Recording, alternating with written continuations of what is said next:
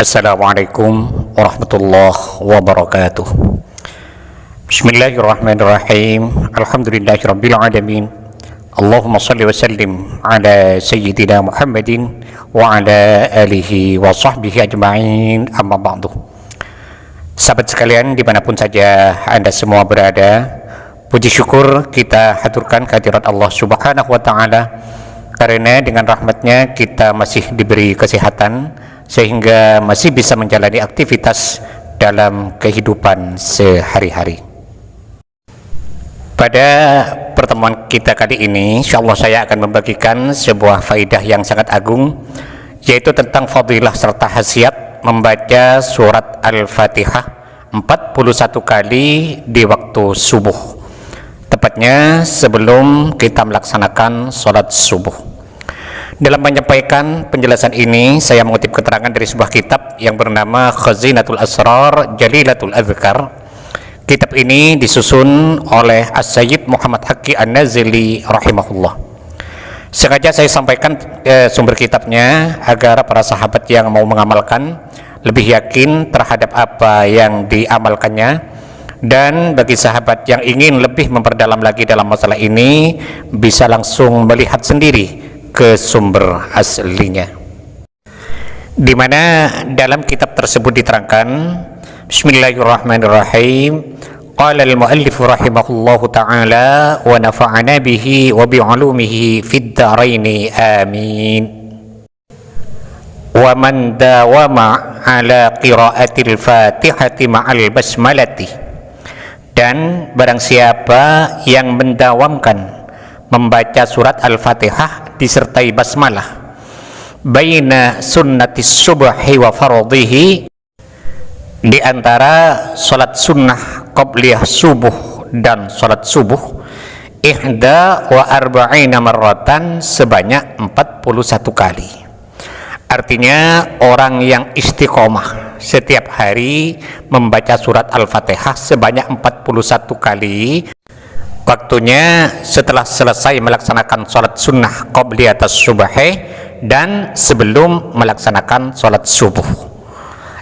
Jadi kita pertama melaksanakan sholat sunnah qabliyatas subhi dulu, baru setelah itu kita membaca surah Al-Fatihah sebanyak 41 kali, kemudian kita melaksanakan sholat subuh.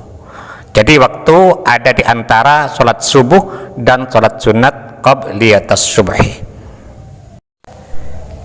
Ketika hal itu kita lakukan, maka menurut keterangan kitab ini, lam yatlub manzilatan illa wajadaha, tidaklah ia mengharapkan sebuah kedudukan atau pangkat kecuali mendapatkannya. Artinya orang yang mendawamkan hal tersebut, jika ia menginginkan kedudukan yang mulia baik di dunia maupun di akhirat, maka Allah akan memberikannya.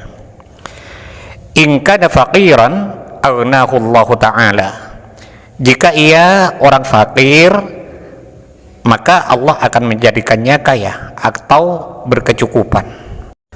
Wa in kana madyunan qada anhu ad-daina, dan jika ia terlilit hutang, maka Allah akan melunasi hutangnya. Artinya Allah akan memberikan kemudahan bagi orang itu untuk melunasi hutang-hutangnya. Ya, bisa jadi bisnisnya lancar, atau usahanya maju, atau hal lain yang bisa membuat dia kaya raya sehingga mudah untuk membayar hutang-hutangnya. Wa in kana maridan syafahullahu sari'an, dan jika ia sakit maka Allah segera menyembuhkannya. Wa in kana dha'ifan uyah, dan jika ia orang lemah maka dikuatkan oleh Allah. Artinya Allah akan menjadikan orang tersebut kuat. Wa in kana ghariban azza wa syarafa bainan nas, dan jika hidupnya tersisih maka akan menjadi agung dan mulia di kalangan masyarakat. Artinya jika hidupnya melas atau disisihkan di kalangan masyarakat, maka akan menjadi tidak melas lagi, bahkan dimuliakan oleh masyarakat tersebut atas izin dari Allah Subhanahu wa ta'ala. Wa kana masmu'al qawli wa maqbulal fi'li, dan ia didengarkan kata-katanya dan diterima atau cocok di hati orang lain perilakunya. Artinya tutur katanya didengarkan oleh orang lain, bahkan diikuti oleh mereka, dan perilakunya disukai, disenangi, bahkan diteladani oleh banyak orang. Wa mahaban 'inda aduwihi wa mahbuban 'inda mahabbihi, disegani oleh musuhnya dan dicintai oleh kekasihnya atau oleh teman-temannya. Walam yazal fi amnin minallahi ta'ala, dan ia senantiasa berada dalam pengamanan dari Allah Subhanahu wa ta'ala, mastadama ala dzalika, selama ia istiqomah dalam mengamalkannya. Artinya selama ia istiqomah dalam mengamalkan hal tersebut, maka hidupnya dijaga oleh Allah Subhanahu wa ta'ala dari hal-hal yang tidak diinginkan. Dalam kitab ini juga diterangkan, wa man azala an mansabin min manasibid dunya, dan barang siapa yang lepas jabatannya dari jabatan-jabatan dunia, misalnya ia telah selesai masa jabatannya, atau dia mengundurkan diri dari jabatannya, atau mungkin dia dipecat atau dicopot dari jabatannya, wa huwa yuridu ay ya'uda ilaihi, dan ia ingin agar jabatan itu kembali kepadanya.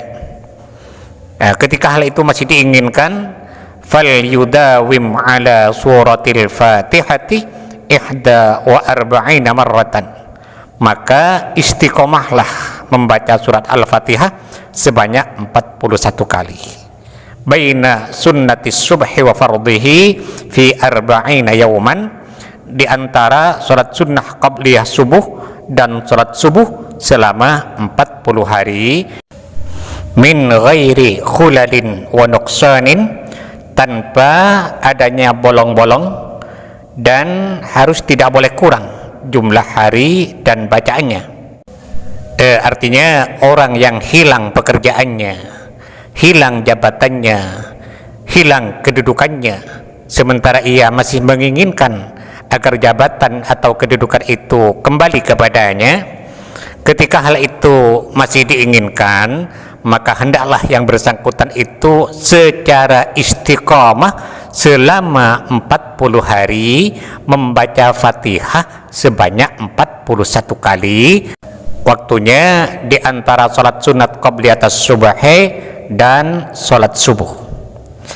Jadi saya ulangi, harus istiqomah selama 40 hari membaca Fatihah sebanyak 41 kali, waktunya setelah sholat sunat qabliyatas subhi dan sebelum sholat subuh. Nah, ketika hal itu dilaksanakan, fayu'tihillahu mansabahu, maka Allah akan memberikan lagi jabatan itu, au yu'ti afdala minhu, atau Allah akan memberi jabatan yang lebih baik lagi dari sebelumnya, bi barakati asraril fatihati, dengan barakah dari beberapa rahasianya surat Al-Fatihah. Wa yarzuquhu waladan salihan walau aqiman, dan Allah akan memberikan ia anak yang soleh meskipun ia orang yang mandul. Jadi sesuatu yang tidak mungkin dijangkau oleh akal manusia, maka sangat mungkin bagi Allah.